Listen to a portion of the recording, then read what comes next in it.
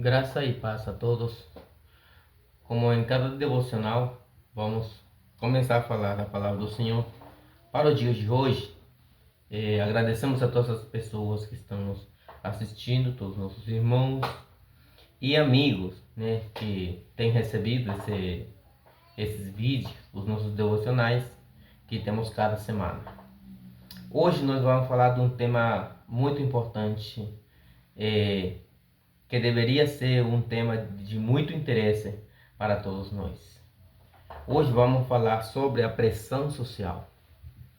É um tópico que na maioria das vezes não se fala nas pregações, né, na igreja,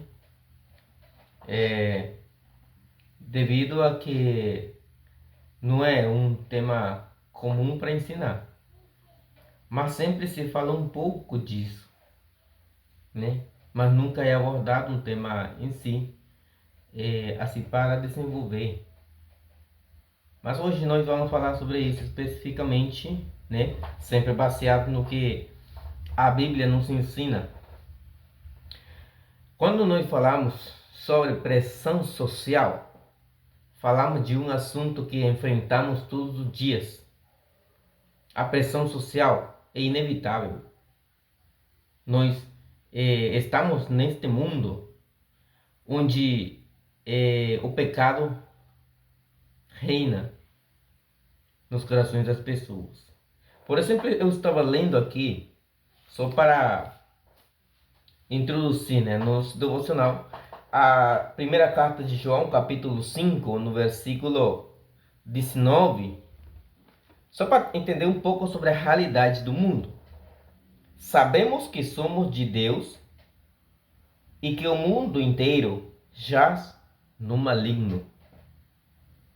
O mundo inteiro jaz no maligno.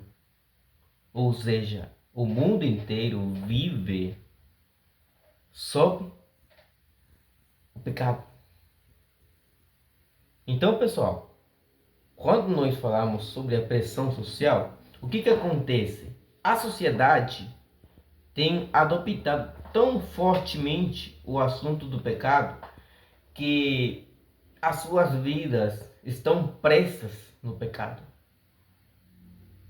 É por isso que é necessário a manifestação do Filho de Deus, a manifestação da Igreja de Cristo em todo lugar para levar a verdade às pessoas.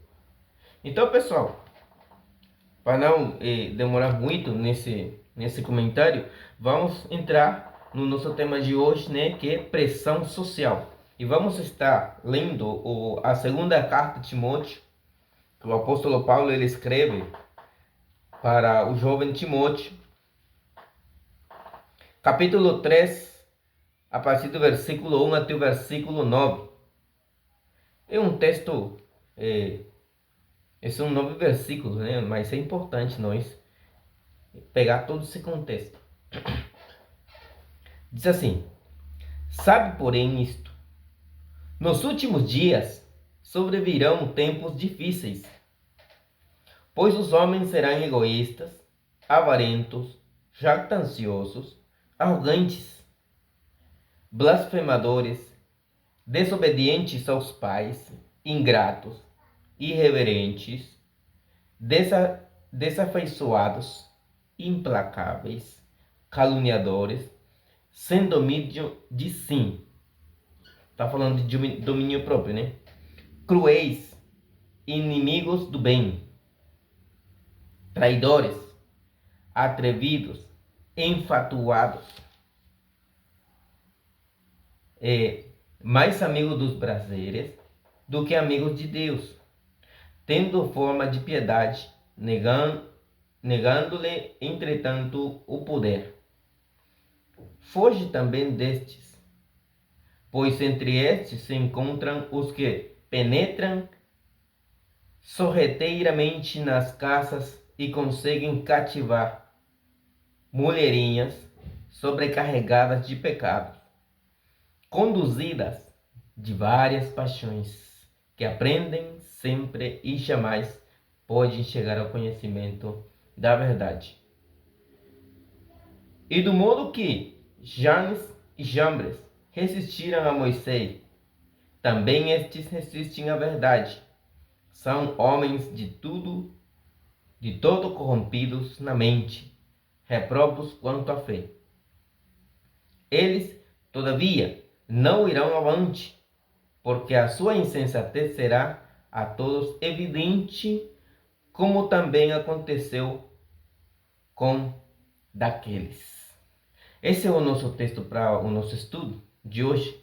Então, pessoal, falar sobre a pressão social é falar sobre o pecado que assedia a vida dos cristãos. Sabemos que o mundo, né, tem dificuldades com cultura. Essa parte de cultura muitas vezes é uma pedra de tropeço na fé, né? Porque quem inventou a cultura? Quem fez a cultura?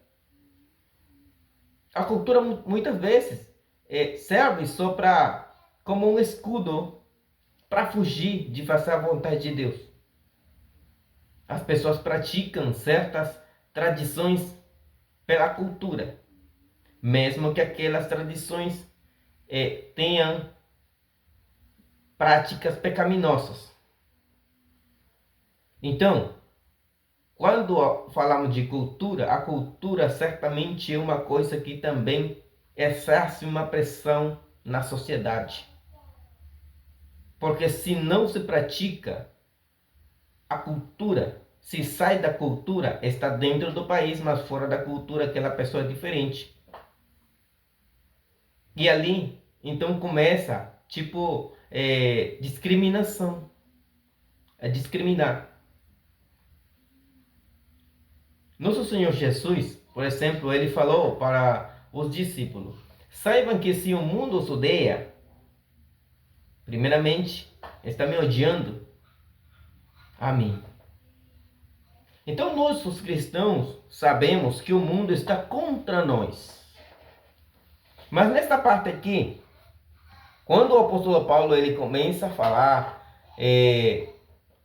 sobre os últimos dias, o mundo religioso tem pegado aquela ideia dos últimos dias como uma coisa para encher de medo a mente das pessoas. E se aproveita do medo das pessoas falando dos últimos dias. Sendo que os últimos dias, nas escrituras, está bem claro o assunto dos últimos dias. Aliás, é o nosso primeiro ponto que vamos desenvolver. Porque os últimos dias é uma expressão que vem se falando desde o Antigo Testamento, né?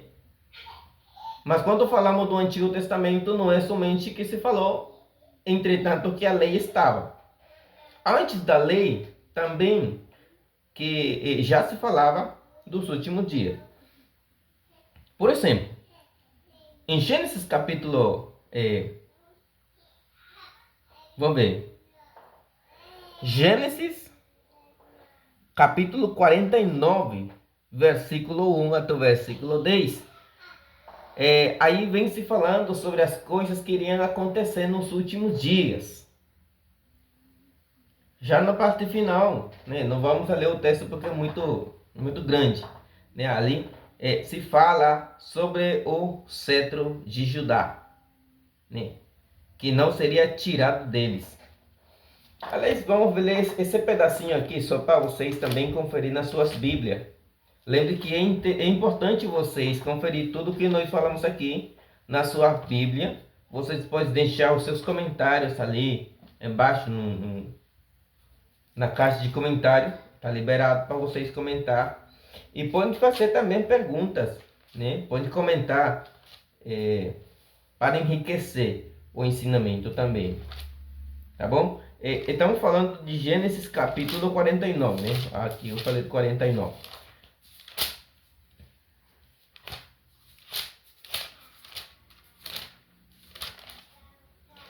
Ok.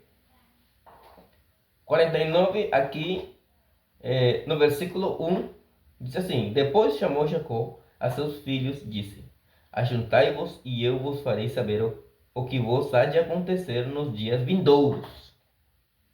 Aí está falando dos dias vindouros, dias em que eles iriam experimentar alguma coisa, mas também você fala dos últimos dias assim. Versículo 9 e 10. Judá é leãozinho, da presas subiste. Filho meu, encurva-se e deita-se como leão, e como leão, quem o despertará? O cetro não se arredará de Judá, nem o bastão de entre seus pés, até que venha Siló. Ou seja, o dono do cetro. E quem é o dono do cetro? Jesus. Aí nós podemos saber que quando Jacó está falando sobre isso, né? Está falando da vinda do Messias, da vinda de Jesus. Então, nos últimos dias, é uma expressão que vai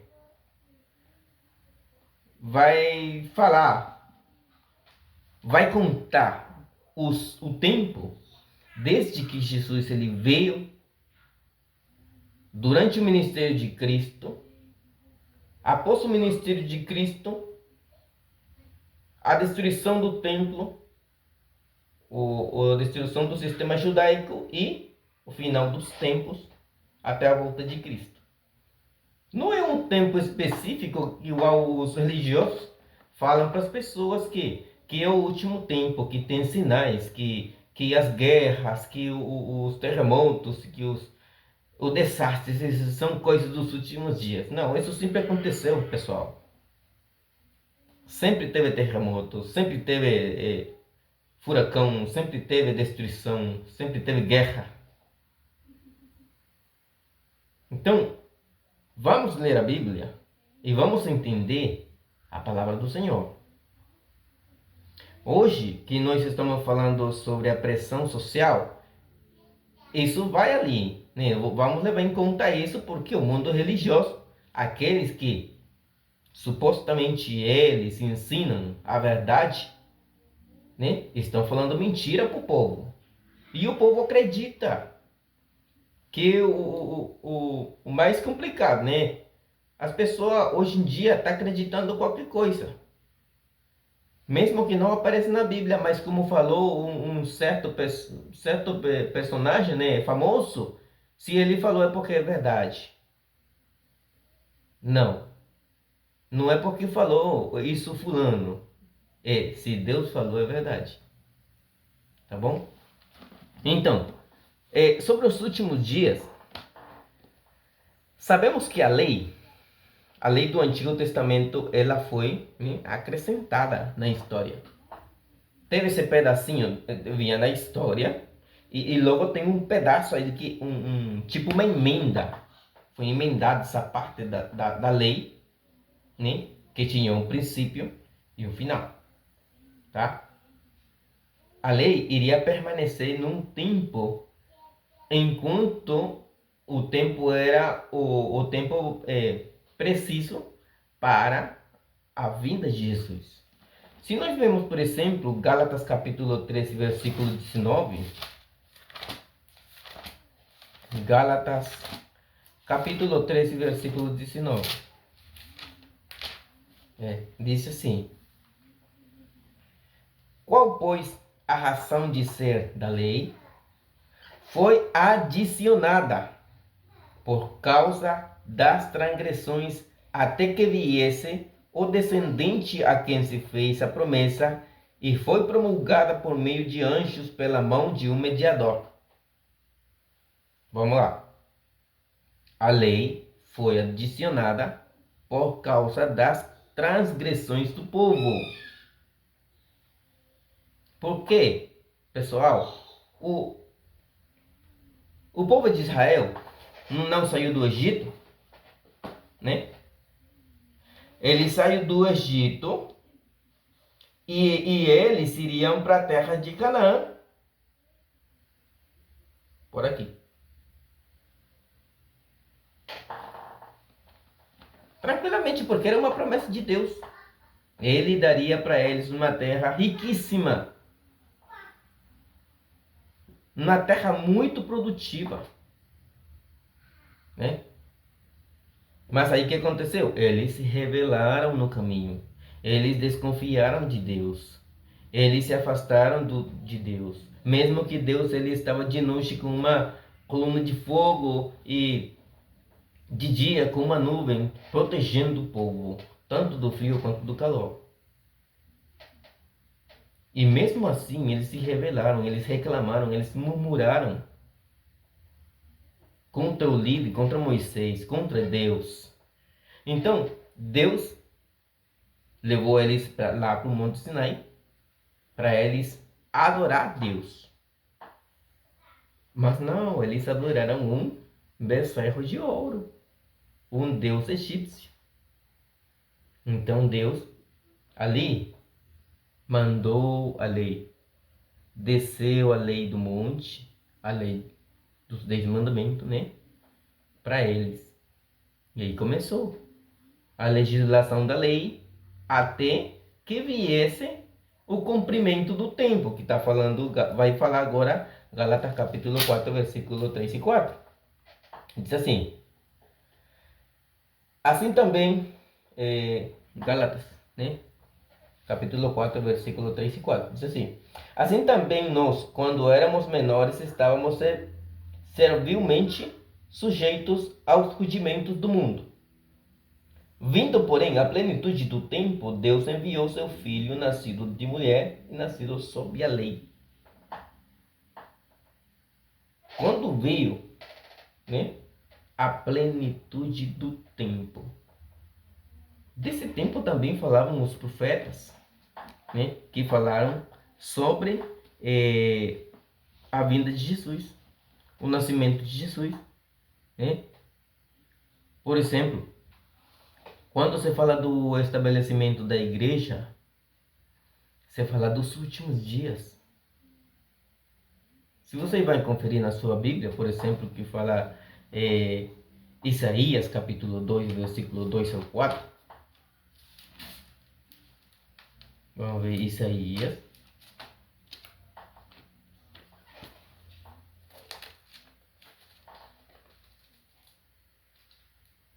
Isaías capítulo 2, né? Capítulo 2, versículo 2 ao 4. Diz assim: nos últimos dias acontecerá que o monte da casa do Senhor será estabelecido no cimo dos montes e se elevará sobre os outeiros, e para ele afluirão todos os povos. Essa profecia foi cumprida no dia de Pentecostes, ou pelo menos durante esses dias, né? Que ao apóstolo Pedro, não, Lucas, quem escreve o livro dos Atos dos Apóstolos, né? Ele fala que havia judeus de todas as nações debaixo do céu. E foi o que Isaías estava falando, que viriam todos os povos, né? Disse assim: irão, versículo 3, irão muitas nações e dirão: vinde e subamos ao monte do Senhor e à casa do Deus de Jacó, para que nos ensine os seus caminhos e andemos pelas suas veredas. Porque de Sião sairá a lei e a palavra do Senhor de Jerusalém. Foi naquele lugar. Pessoal, a Bíblia não tem contradição nenhuma. Ela é bem clara. A palavra do Senhor é limpa, é reta. Porque Deus é um Deus santo. Então, meus irmãos e amigos, quando o apóstolo Paulo fala dos últimos dias, fala também do tempo que está atrás do tempo que foi escrita a carta, né? E o tempo depois. Mas como nós vamos entender o versículo, porque os últimos dias também a Bíblia fala que é um tempo que já tinha passado, né? sobre o estabelecimento da igreja, se a igreja foi estabelecida no 33, né? E Paulo, aqui, ele está escrevendo cerca do 64, 65, por aí, né? Aproximadamente uns 35 anos depois. Ali, nós vamos ver que esse tipo de coisas, essa pressão social, iria se experimentar muito forte nesse mesmo tempo. Por quê? Porque Paulo mesmo aqui está explicando de duas pessoas. Ele fala de Janes e Jambre, né? Que eram pessoas que existiram no Antigo Testamento. Se quer conferir, vai em Êxodo, capítulo 7 e versículo 11. Sim, depois lê 10 e 11 de Êxodo, né? Êxodo, capítulo 7, versículo 10 e 11. Aí aparece. Eram os magos, talvez não apareçam os nomes, né? Não aparecem os nomes, mas foi aquele evento quando o Moisés ali jogou o bastão dele, aí virou uma cobra, aí veio Janes e Jambre, eles resistiram ao poder de Deus, né? Eram opositores a Moisés porque eles estavam do lado do faraó. Então eles resistiram ao poder do Senhor. Aí a cobra de Moisés engoliu as outras. Pronto. Agora, então Moisés aqui na carta a Timóteo que ele está falando, diz assim: sabe porém isto, nos últimos dias sobrevirão tempos difíceis. Agora ele que fala dos últimos dias, fala dos dias posteriores, né? Há um tempo, mas como nós sabemos que esse tempo é um tempo contínuo a partir do dia de Cristo, né? Então não é um tempo específico, não é um tempo específico. Disse então, pois os homens serão egoístas. Agora eu pergunto, havia pessoas egoístas no tempo de Paulo? Havia. Não é que iriam existir só depois. Já havia pessoas egoístas, avarentos, jactanciosos, arrogantes, blasfemadores, desobedientes aos pais, ingratos, irreverentes, desafeiçoados, implacáveis, caluniadores, sem domínio de si, cruéis, inimigos do bem.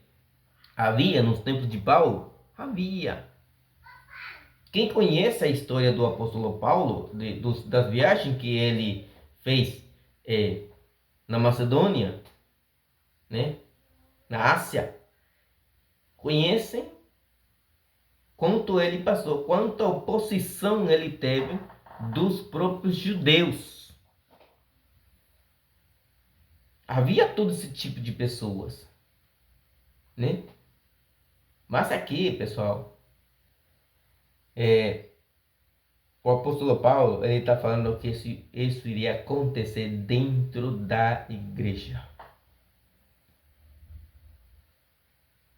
Porque manda a Timóteo fugir deles. Evitar essas pessoas, né? Certamente, dentro da igreja, nós temos uma disciplina congregacional. Nós temos como lidar com aqueles problemas com os irmãos. Se uma pessoa tem problema com outra, nós podemos julgar aquele assunto. Exemplo disso está em 1 Coríntios capítulo 5. Como nós podemos julgar? Nosso Senhor Jesus ensinou aos discípulos também, em Mateus capítulo 18, versículo 15 ao 18, né? Como que é? Como que se faz? Como nós vamos corrigir a um irmão para perdoar? A pressão social que vem do mundo para dentro da igreja, irmão, isso é um perigo iminente. Como é que nós vamos a lidar com todas essas coisas? Como é que nós podemos fazer, reagir perante esses problemas? O egoísmo, por exemplo, aqui são 19 coisas que fala o apóstolo Paulo nessa lista de, vamos falar, de pecado. É mais uma lista que tem aqui. A primeira que egoísmo, o egoísmo das pessoas. É aquele sentimento de grandeza, aquele sentimento de superioridade, de menosprezar, aquele sentimento de discriminar a pessoa, de orgulho, né? Egoísmo, isso é egoísmo. Perigoso ter uma pessoa egoísta dentro da igreja, mas se é uma pessoa das que ensinam dentro da congregação. Avarentos, esse é uma pessoa, é similar. O avarento é uma pessoa que quer tudo isso para ele, né? Não dá. Dificilmente uma pessoa que vai dividir alguma coisa com outra, né?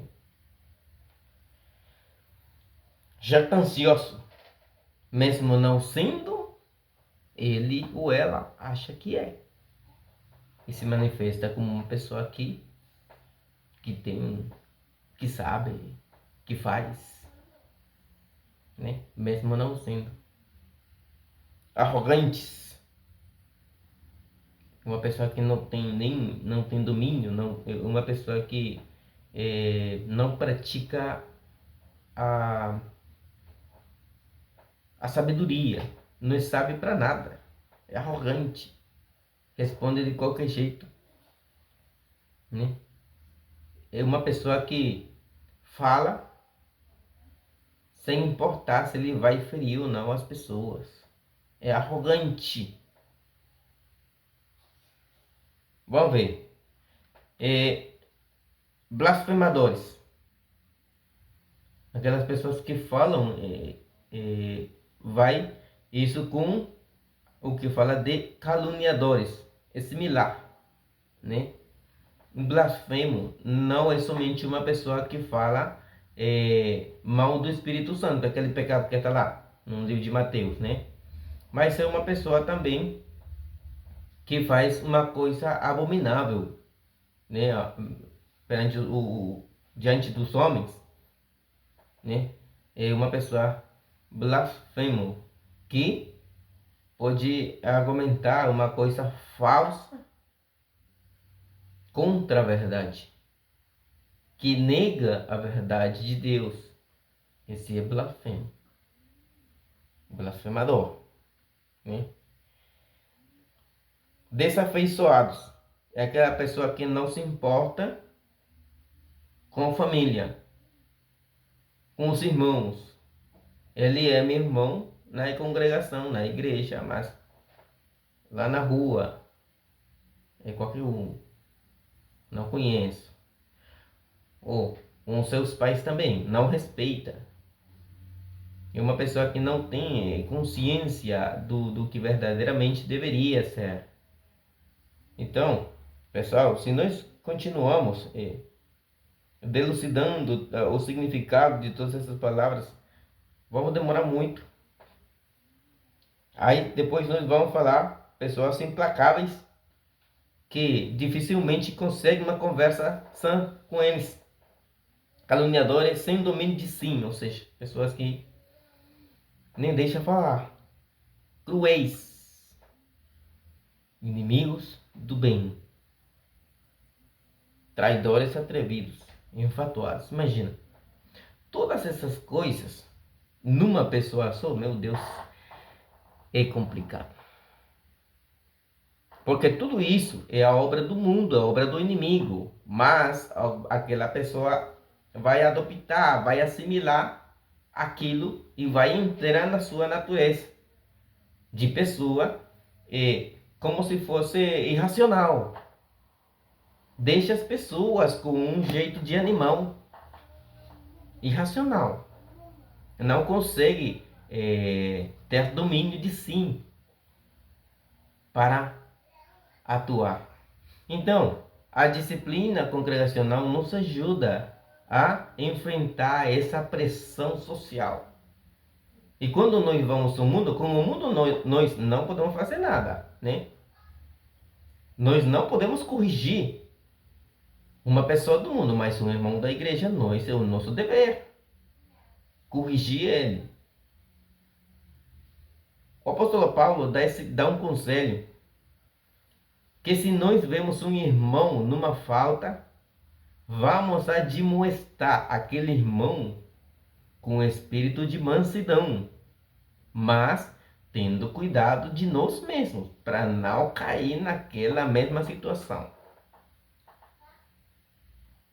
É isso que nós vamos fazer. É assim que nós vamos lidar com a pressão social, que se fala pressão social, né? Porque o mundo ele puxa, né? Ele está querendo perder as pessoas que são de Cristo, né?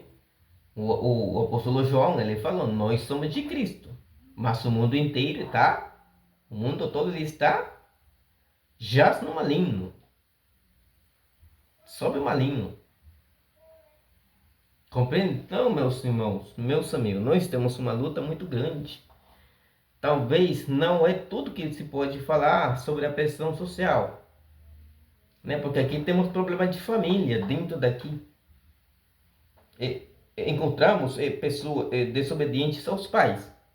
Se nós pegarmos só essa parte assim ali, para falar dos filhos desobedientes, nós temos mais outro devocional para falar sobre isso. Poderíamos falar das coisas que acontecem dentro da congregação também. Como nós podemos tratar, levar, corrigir certos assuntos, né, específicos. E tudo isso, né?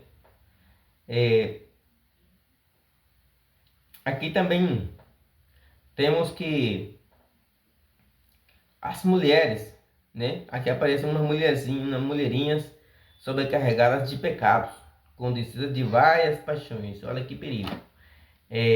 Nossas irmãs dentro da congregação também, não são os homens, né? Também as mulheres, todos, porque todos somos iguais, né? Nesse caminho do cristianismo, se nós não praticamos o cristianismo a como deveríamos, nós vamos sofrer demais. Certamente nós deveríamos sofrer, né? O justo. Porque Jesus ele falou uma coisa e como uma advertência, olha, se a mim me perseguiram, a vocês também vão perseguir.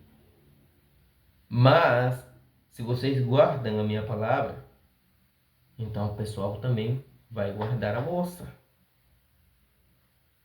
Mas se nós não guardamos a palavra do Senhor, o que nos espera? Sofrimento. Nós vamos sofrer muito, demais. E em consequência de ter ficado do lado do pecado, qual é o salário do pecado? É a morte. Não adianta nós estar dentro da igreja e puxar o pecado para as nossas vidas. Se nós já fomos lavados, se nós já fomos limpos, já fomos batizados e perdoados no sangue do Cordeiro, então é para nós ficar nessa, limpos e nos purificando sempre. Por quê? Porque enquanto nós permanecemos nesse corpo, nós permanecemos, né? O pecado está a porta. E nós estamos sendo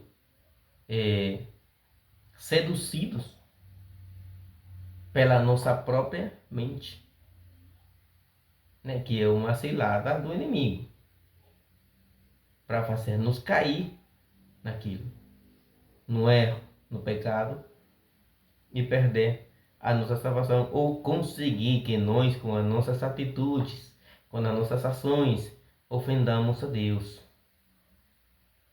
Nós viremos blasfemadores de Deus, né? O propósito do inimigo é a destruição da obra de Cristo. E é ali que nós vamos lutar. Nós vamos enfrentar, vamos confrontar o inimigo, né?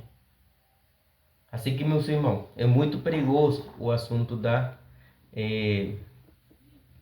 cultura, das costumes, tradições.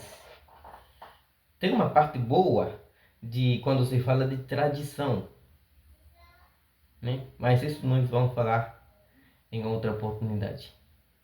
Tá bom, pessoal? Então, eu espero que este pequeno, né, estudo tenha ajudado vocês para entender algumas coisas. E pode deixar os comentários, pode deixar as perguntas, se tem pergunta. Nós vamos estudar para ter uma resposta apropriada, né? E agradecemos a todos que estão nos assistindo até o final e estão compartilhando essas mensagens. Tá bom? Pessoal, muito obrigado. Que Deus nos continue abençoando e será até a semana que vem, né? A próxima semana, com a ajuda de Deus.